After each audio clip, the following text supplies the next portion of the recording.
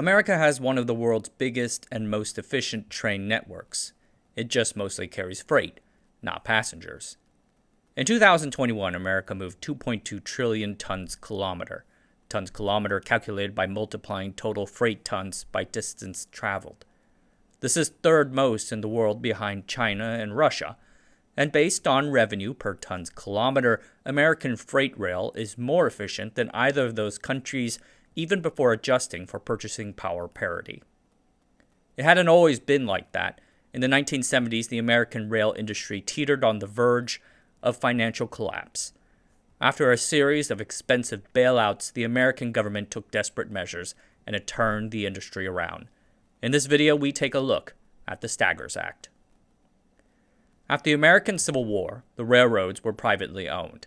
The railroad companies worked hand in hand with government to seize private land for their track, fund its construction, and run their network. By 1900, America had 200,000 miles of track linking not only the Atlantic and Pacific Oceans, but also the Great Lakes to the Gulf of Mexico. In these days, the railroads held monopolies on transport.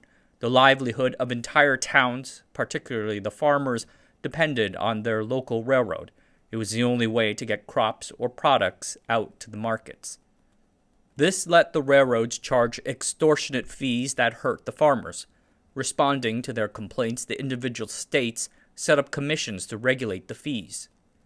But the railroad companies crossed multiple states, and they challenged the states' rights to regulate them. The state commissions also were captured by the rail companies, turning them corrupt.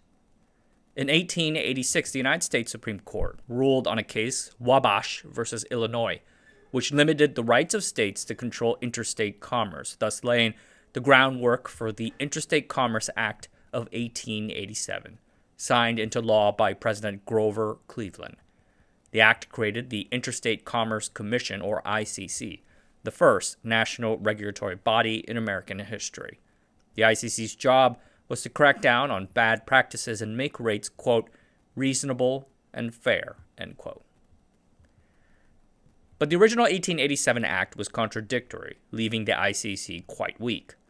Then in 1904, a new energetic president named Theodore Roosevelt wanted to break the power of the railroads.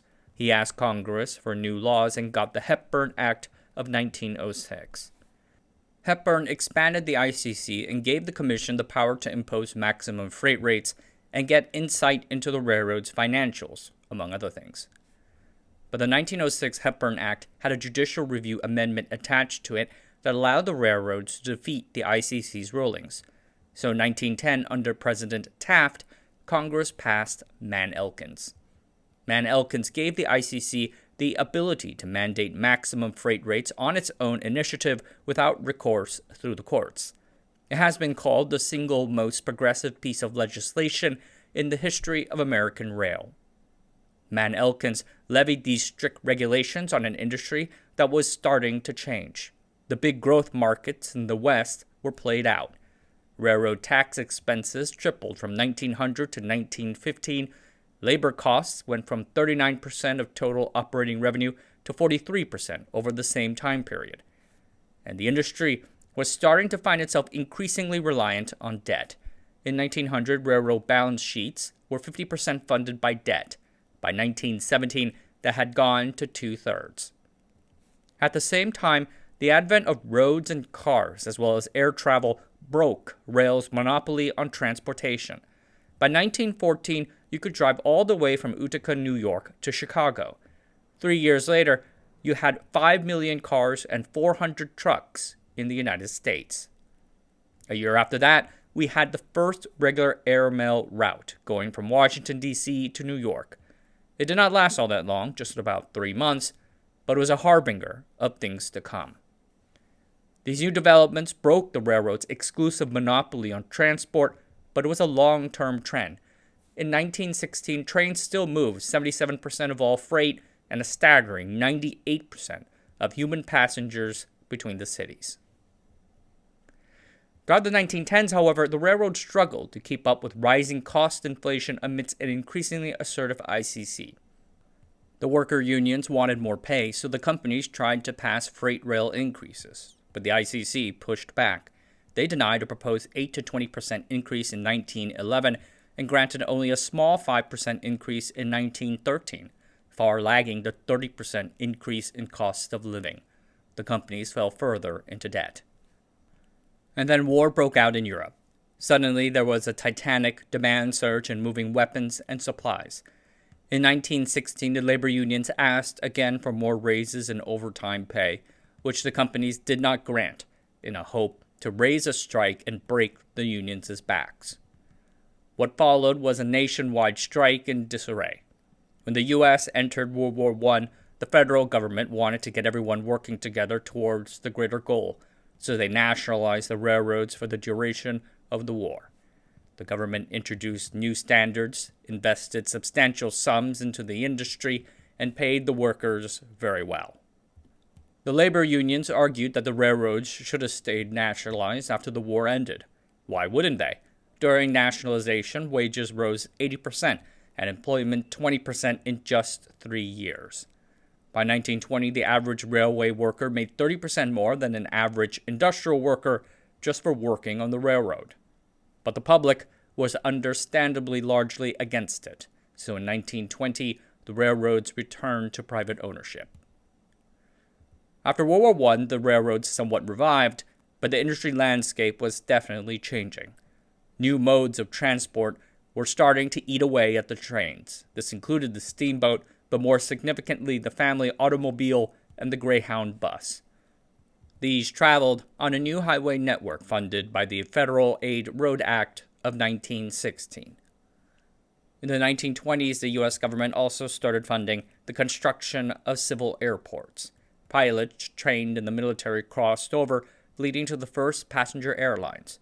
By 1929, we had American, Transworld, and United. The railroads could not respond to this competition because the rate schedules were dictated by the ICC. Any change had to be approved by the ICC, which deliberated for a long while and was reluctant to approve rate hikes.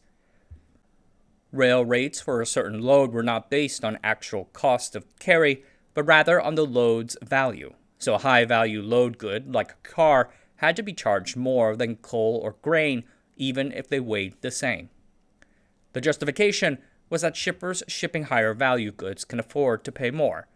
It kind of makes sense if you assume freight trains are a monopoly. Ramsey pricing, as it is so theoretically called, maximizes social value or whatever. But things were changing.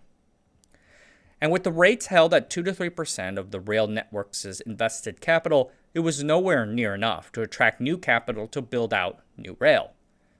Imagine if the U.S. government forced rate caps on AWS or Microsoft Azure usage based on percentages of the data center's cost.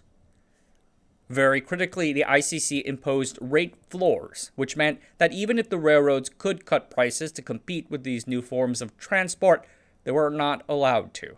The ICC's reasoning being that it gave one rail company advantages over the others. And finally, the ICC forbade easy entry or exit into the market. Companies were forced to maintain lines even if they were unprofitable and were prevented from consolidating, which would have been the best way to build scale and cut cost. All of this left the railroads with no way to invest in their lines, consolidate, or innovate so to compete with the trucking industry. In later years, the rail lines could only track their trains by installing a video camera at the yards' entrances. An outdated regulation stayed on the books long after their usefulness. For instance, a requirement to keep firemen on board long after the trains transitioned to diesel fuel. The years after World War II only double underlined these larger growth factors. The interstate highways got better, cars got cheaper, passenger airlines expanded and got safer. You had the rise of oil pipelines, as well as, most significantly, the freight truck companies. The trains steadily lost share in these years. Because of this, nearly 5,000 miles of rail lines were abandoned before 1930, and the trend only continued throughout the decades going into the 1960s. It was worse in the intercity passenger part of the market. In 1929, we had nearly 20,000 passenger trains traveling between American cities. By 1966, that fell to less than 1,000. It was not all doom and gloom for the railways. The rise of the container promised huge growth for the trains.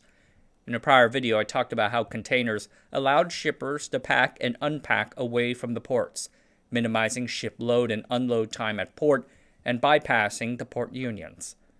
Trains took on some of this new demand for container transport, in particular demand for what is called land bridge service, where a train can take a container from one side of the United States to the other, allowing them to skip the Panama Canal. This behavior first emerged as early as the 1920s, with links connecting Chicago and St. Louis to the Atlantic Ocean. But the ICC intervened early on, mandating that these rail lines charged not by weight, but again, value of item carried. Thus, most of the freight work went to the trucks again. From 1947 to 1977, intercity freight tonnage nearly doubled, and yet the trains carried 91% less freight in 1977 than they did in 1947. In the 1950s, the train operators started pushing for more control over their rates. By now, you started to get these creative elements like the Southern Pacific Railway running a line between San Francisco and Los Angeles within state, and then moving the goods to Arizona across state using their own trucks, thusly bypassing the ICC's interstate authority. So in 1958, Congress passed the Transportation Act of 1958, which gave the ICC the ability to loan out money and also removed their powers to dictate rates in certain times. But the industry continued to suffer. By the 1960s, America's railroad networks were falling apart, the companies unable to invest in them. It was particularly bad in the Northeast. Coal was their biggest revenue driver, and the decline of the coal industries there burned away their biggest moneymaker. Yet, as this all developed, the U.S. government refused to do anything substantial to reverse this situation. In 1970, the region's biggest railroad, Penn Central, declared bankruptcy, the largest bankruptcy in American history up until then. This finally moved the government to do something, but even then it was the bare minimum. Congress first threw some money at it. In 1971, the U.S. government formed Amtrak, a national passenger railroad company. Amtrak took over Penn Central's unprofitable passenger train services. And then in 1976, the U.S. government basically nationalized several failing railroad networks in the Northeast, including Penn Central's, to create Consolidated Rail Corporation, or Conrail. Even as Congress funded new infrastructure for Conrail and exempted it from state taxes, the company still generated a cumulative $1.2 billion in net income losses from 1977 to 1980. It was supposed to turn its first profit in 1979, but instead lost $221 million. At the start, it had 91,000 employees and eventually had to cut 60,000 of them. The government finally sold Conrail back to private industry in 1987 for $2 billion, after sinking a cumulative $8 billion in total. After this decade of desperation, and with more railways teetering on the edge of financial insolvency, the U.S. government finally realized that it had to do something drastic. In 1980, Congressman Harley Staggers Sr. proposed the Staggers Act. Its goal was to bring in more market competition. Railroad companies received more leeway to enter or exit a rail line, and this ability to cancel unprofitable lines was particularly helpful. Additionally, the railroads were able to spin off their small track lines into smaller regional and local lines. Those lines feed into the larger interstate lines, creating a hub-and-spoke system somewhat reminiscent of the airliners. And the companies were allowed again to set their rates based on market conditions. Companies now can enter long-term contracts, which went into effect only if the ICC did not strike them down first. Staggers came amidst a larger trend in freight rail consolidation, and if there is a criticism that can be levied, it is that it could not reverse that trend. But the reality is that the 1887 and early 1910s regulations fell upon the train industry at a time when they were true monopolies. Things have changed, and the companies should now have their economic self-determination returned to them. You cannot deny the results. The Staggers Act remains the textbook example of some of the market benefits of deregulation. From 1980 to 1990, the number of containers and trailers carried by trains doubled from 3.1 to 6.1 million. This was aided by the 1977 debut of double-stacked car technology, now used in 70% of modern freight. Fueled by the massive intermodal container transport trend, intermodal rail traffic grew by 36.7% in just the first 5 years of the 1980s.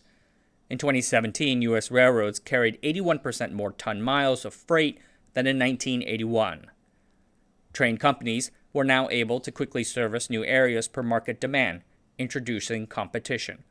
Rail rates for certain items like wheat, soybeans, and corn fell significantly in the 5 years after the Staggers Act.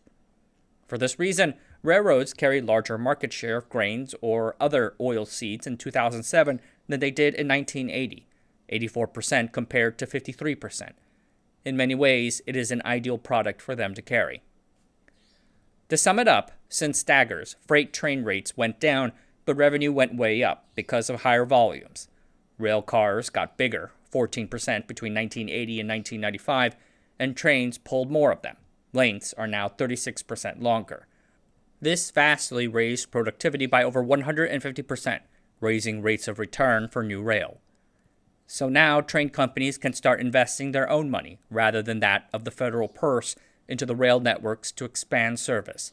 The industry did not collapse, did not need more bailouts, and freight can now compete with the truckers.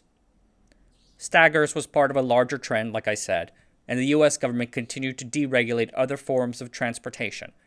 In 1995, the ICC was abolished, with its remaining duties transported to the U.S. Surface Transportation Board. I want to thank Ben Thompson of Stratechery for inspiring this topic. Check out his excellent podcast, Sharp Tech. In 2009, Warren Buffett's Berkshire Hathaway paid 26% to acquire Burlington Northern Santa Fe Corp., one of the big consolidated railroad companies. They had been invested in the railroad for a while. Back in 2007, a few years earlier, Buffett's partner Charlie Munger said about it, "Now, railroads is an example of changing our minds. Warren and I have hated railroads our entire life. They're capital-intensive, heavily unionized with some make-work rules, heavily regulated and long competed with a comparable disadvantage versus the trucking industry, which has a very efficient method of propulsion, diesel engines, and uses free public roads. Railroads have long been a terrible business and have been lousy for investors. We did finally change our minds and invested." Looking back at it, government oversight of the railways certainly tamped down their power, but it didn't break their monopoly. That came from new changes in the market and the introduction of new technologies, many of which were funded by government. But when the market changed, the regulations stayed on the books, and the federal government did not think to remove them until after billions of dollars had already been invested into bailouts and nationalizations. Not everything is rosy for the freight train industry today. Some 20 or 30 years after Staggers, there are some yellow flags. For instance, rates for shippers have started to rise again after bottoming out in the early 2000s or so. New regulations, technologies, or adjustments to the market will be needed. And as for passenger high-speed rail, I guess I'll say this.